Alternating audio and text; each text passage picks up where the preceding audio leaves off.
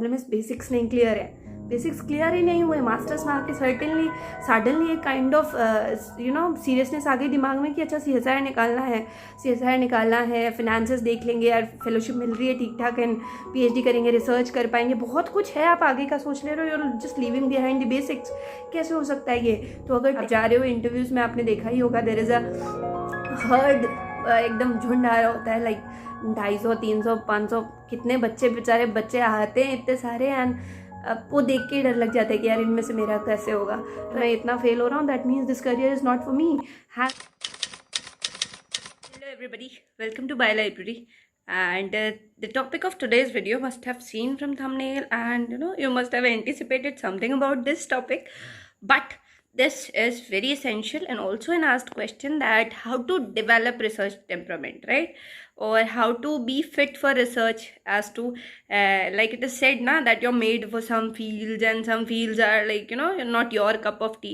So in this video I'll talk about ki is it inculcated, is it like ये by birth congenital ही होता है, या you can acquire this trait, this characteristic of having this research temperament, having a sound and I'll say a basic sound and decent understanding of what science is, not manipulative, not something which you're thinking that intuition wise this should happen, because very like most of the time your intuition doesn't work in science, and you anything you do via your intuition, or you think that this should be the result, while the actual results are showing something else, then it is called as manipulation. Okay, so in this video just try to understand, try to link all the points which I'll say, because everything which I'm saying is via my experience, via the experience of some more research scholars, my friends' experience, and by the years I've spent in this field. Okay,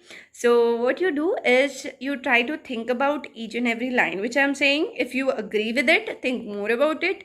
If you don't agree with it, just write in the comment section that I think that this, your opinion, the point in your opinion number this and this must be replaced by this, okay, which will act as a constructive feedback for me. So let's start the video. Okay,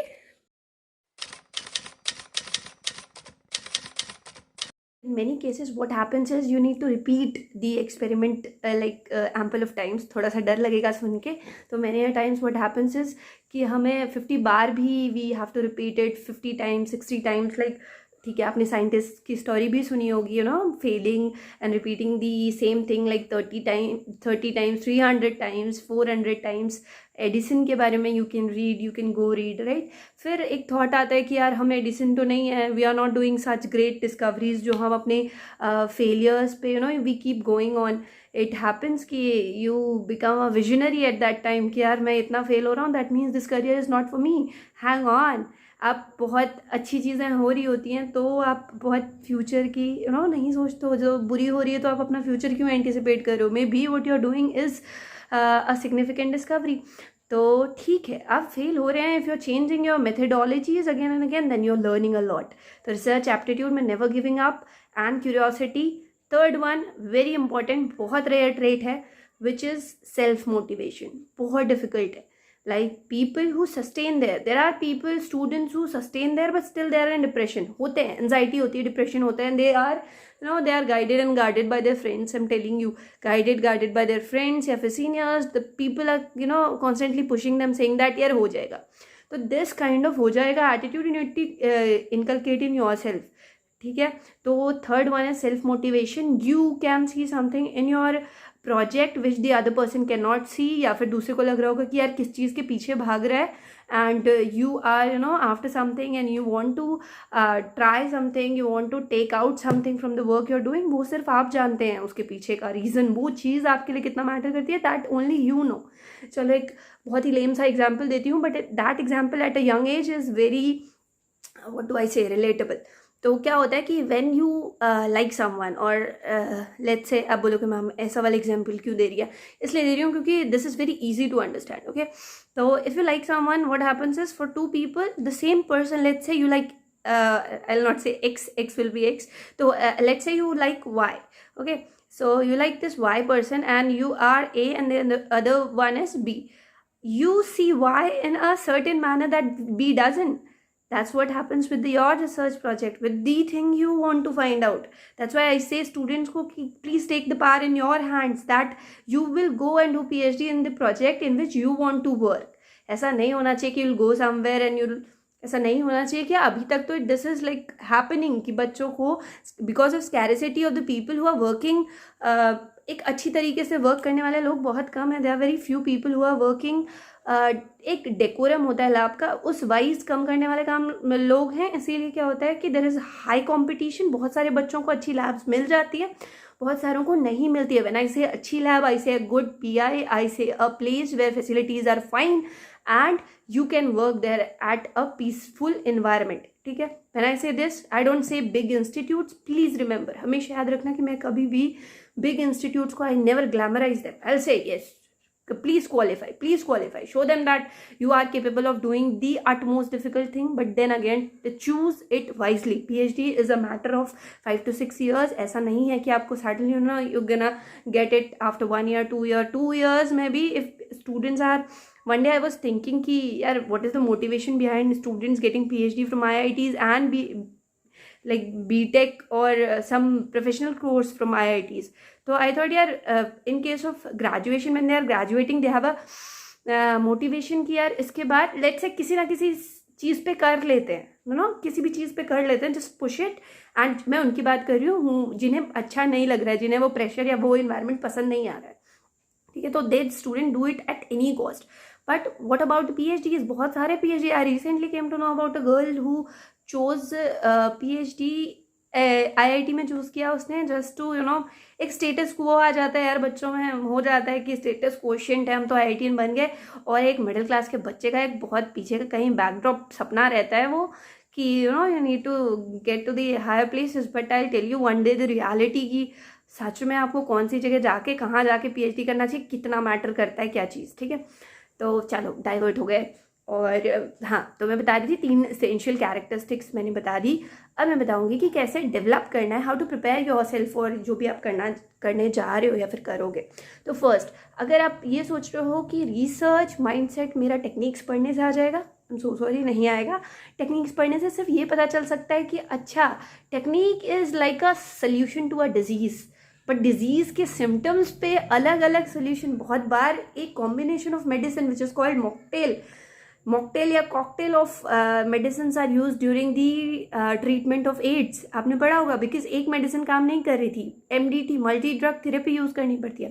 the same goes for research mindset. Techniques पढ़ने से सिर्फ नहीं आएगा, authentic books पढ़ने से सिर्फ नहीं आएगा. You need to have a combination of techniques की एक sound knowledge which I say authentic books से इनफ मिल जाएगी. तो please stop looking for solutions, paid courses. जो भी करने जा रहे हो नहीं करो. विल्सन एंड वॉकर है, TA ब्राउन है, इतनी खूबसूरत किताबें हैं ना. The wisdom which is inside those books I can't tell you कि कोई दे सकते हैं नहीं है. You'll flow when you'll read it. ठीक है. तो ये 2 बुक्स हो गई. Then research papers. क्या डर लगता है रिसर्च पेपर पढ़ने से? क्यों लगता है? आस्क योरसेल्फ कि if I want to go to this field, तो मुझे इस फील्ड के रिसर्च पेपर, वो क्या साइंटिस्ट आपको मानने आ रहे हैं कि यार क्यों पढ़ रहे हो मेरा पेपर? ऐसा कुछ नहीं होता है. ठीक है. तो डर लगता है तो डर को पीछे रखो. And as I tell you always कि एक क्लास से दूसरी क्लास में जाने में जैसी हेजिटेशन डर होता था वही है, उससे ज़्यादा कुछ नहीं है. PhD को इतना हाइप क्रिएट करने की कोशिश नहीं करिए. ठीक है. आप जा रहे हैं, मास्टर्स के बाद ही बच्चा PhD करने जाता है, आपके ही बराबर बच्चे PhD करते हैं. ठीक है. तो आप रिसर्च पेपर्स पढ़ेंगे, you will read techniques and techniques की बुक पढ़ेंगे, आप उसे समझेंगे. आई एम टेलिंग यू, एक मैंने बहुत रीज़न को 1 महीने तक आई वॉज जस्ट लूप पे सोचती थी मैं क्यों बहुत सारे बच्चे दे स्टडी अ लॉट. कुछ मैं डिफाइन नहीं कर सकती वो कितना पढ़ते हैं. They make notes, they have different copies every other year. जब उनका नेक्स्ट कॉम्पिटिटिव एग्जाम का अटेम्प्ट आ रहा है, उनकी डिफरेंट कॉपीज हैं भाई, उनसे नोट्स बन रहे हैं, वो नोटबुक्स को भर देते हैं एंड इट्स लाइक इतनी मोटी मोटी कॉपियाँ उनके पास बन गई हैं. Then why does it happen कि those people they are not able to qualify exams. ये तो पॉसिबल ही नहीं है ना कि आप पढ़ो और कोई चीज़ ना हो. मतलब आप कोई चीज़ करने की कोशिश करो, at least they should get close भी नहीं जा रहे. मेरा प्रॉब्लम ये है कि if the cut off let's say is 126, then at least go to 120. आप 120 अप्रोच करिए। लेकिन इतना पढ़ने के बाद भी बच्चे if they are going to 90, I am telling you real life examples, of course I will not quote name, तो 90 92 इस पे रुक रहे हैं बच्चे, ठीक है। 90 92 से भी थोड़ा पीछे कर लीजिए। Even after studying, I am not saying जब आपने नहीं पढ़ा, जब आपने गफलत की ही है तो मैं क्यों एक्सपेक्ट करूँ, बट जब आपने पढ़ा है तो मैं क्यों ना एक्सपेक्ट करूँ, राइट। तो मेरे को यहाँ समझ आता है तो मेन प्रॉब्लम इज बेसिक्स नहीं क्लियर है, बेसिक्स क्लियर ही नहीं हुए। मास्टर्स में आके सडनली एक काइंड ऑफ सीरियसनेस आ गई दिमाग में कि अच्छा CSIR निकालना है, फिनेंसेस देख लेंगे यार, फेलोशिप मिल रही है ठीक ठाक, एंड PhD करेंगे, रिसर्च कर पाएंगे, बहुत कुछ है, आप आगे का सोच ले रहे हो, you're just living behind the basics.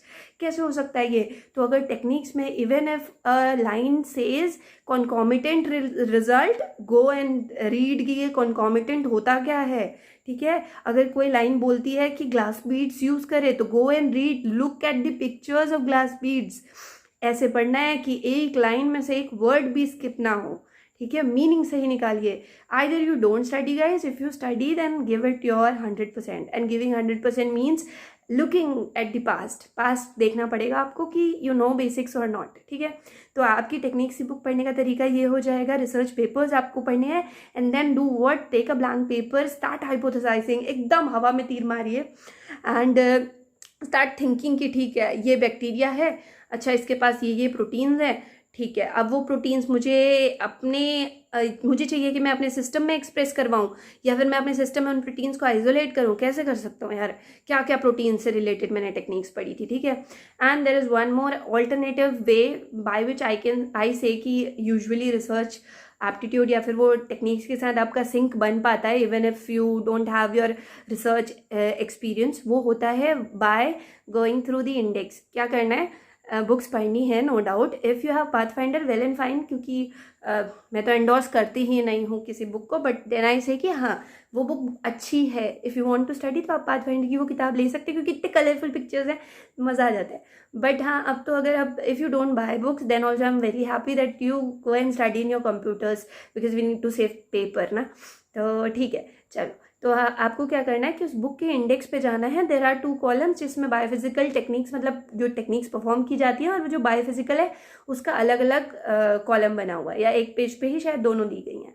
Now what you have to do is, PCR लिखा है, PCR के नीचे दूसरी टेक्निक है, तीसरी टेक्निक है, चौथी टेक्निक है, अपने पास आपको उस इंडेक्स को जस्ट रिमाइंड इट, पूरी तरीके से जस्ट रिमेंबर इट, ठीक है। अच्छे से रिमेंबर कर लिया। Now keep on reminding it to yourself कि आपने क्या क्या टेक्निक्स पढ़ी थी। Now formulate a question, go look at questions, शायद लेलेंजर के पीछे बहुत सारे क्वेश्चंस दिए हैं, लेलेंजर के पीछे जाइए, देखिए क्वेश्चन बायोकेमिस्ट्री का है या फिर मॉलिक्यूलर के पीछे जो क्वेश्चन दिया हुआ है, अब उसको किसी टेक्निक से जोड़ने की कोशिश करो, ठीक है। ऐसे किया जाता है। एटलीस्ट आपके पास यार रॉ डेटा तो हो। हमने पहले ABCD सीखा था ना बचपन में, जब भी सीधा तो वर्ड्स नहीं लिए थे, अपना नाम भी लिखते थे, तो हमने मगअप किया था वो, बट बाद में समझ आया कि अच्छा ओके फाइन, ये कम्प्लीटली ऐसे कैसे पढ़ा जा रहा है। तो पहले कुछ बेसिक में मगअप करना पड़ेगा, दैट इज आपको टेक्निक की एक लाइब्रेरी होनी चाहिए दिमाग में कि यार ये होता है। Then I also told you during my NII के इंटरव्यू एक्सपीरियंस वीडियो कि प्लीज़ अपडेट करते रहो। टेक्निक्स लिख लिए, टेक्निक्स आ गई दिमाग में, अब अपडेट करना है कि इसका कौन सा वेरिएशन आ गया है, अच्छा इस वेरिएशन से ये भी कर सकते हैं, अच्छा ये भी कर सकते हैं। तो जब तक if you are not giving it to yourself, आप अपने पे काम नहीं कर रहे हैं, एंड यू आर एक्सपेक्टिंग कि यार मतलब आप जा रहे हो इंटरव्यूज़ में, आपने देखा ही होगा देयर इज़ अ हर्ड, एकदम झुंड आ रहा होता है, लाइक 250 300 500 कितने बेचारे बच्चे आते हैं इतने सारे, एंड वो देख के ही डर लग जाता है कि यार इनमें से मेरा कैसे होगा। तो ऐसे होता है, आपको silently you need to work on yourself. बता दिए क्या क्या तरीके हैं करने के, रिसर्च माइंडसेट डेवलप ऐसे होता है। एंड देन द हिंदू पढ़ते हो, अगर न्यूज़पेपर पढ़ते हो तो वेडनेसडे के दिन आता है साइंस का, तो उसको भी पढ़ो कि अभी करेंटली क्या रिसर्च चल रही है। नहीं पढ़ते हो कोई बात नहीं, यूट्यूब है यार, यार फ्री में मिल रहा है सब कुछ, तो जियो है, यूट्यूब है, जस्ट गो टू यूट्यूब, वहाँ पर जाकर ढूंढो कि साइंस में करंट वीक में क्या हुआ है। एक मैंने यूट्यूब शॉर्ट भी अपलोड किया हुआ है कि राज्यसभा टीवी पे यूरेका आता है, यूरेका देखा करो, यूरेका देखो यार, राज्यसभा टीवी पे पूरी साइंटिफिक न्यूज़ आती है, वो देखोगे कहाँ क्या हो रहा है, हर एक इंस्टीट्यूट का बताते हैं, नॉट इवन बायो सिर्फ नहीं, बायोलॉजी छोड़ के भी केमिस्ट्री या फिजिक्स एंड नैनो पार्टिकल्स सबका बता देंगे कि क्या क्या चल रहा है, वो भी आपकी कंट्री में, ठीक है। तो आपको सारी चीज़ें वहाँ से पता लग जाने वाली हैं, सब कुछ आपके आसपास है और सब कुछ फ्री है, सच बताऊँ तो। बस आपको अपने पे काम करना है, वो थोड़ा कॉस्टली होगा। And on this note positive vibes पे बंद करते हैं वीडियो को, एंड मेरे को बताना कि और इसमें क्या एडिशनल चीज़ पूछनी थी एज टू टेक्निक्स का मैंने थोड़ा बहुत बताया है, फिर मैं जब अगर लाइव वाला बताऊंगी हल्का फुल्का डेमॉन्स्ट्रेशन से, तो देखते हैं आप कितना पहुंच पा रहे हो। Slowly will begin, level up करेंगे, लेवल अप के बाद क्वेश्चंस पूछेंगे, ठीक है। So thank you everybody, you guys are awesome. आप ऐसे ही रहो जैसे हो, एंड अपने पे काम करते रहो, ओके। So thank you.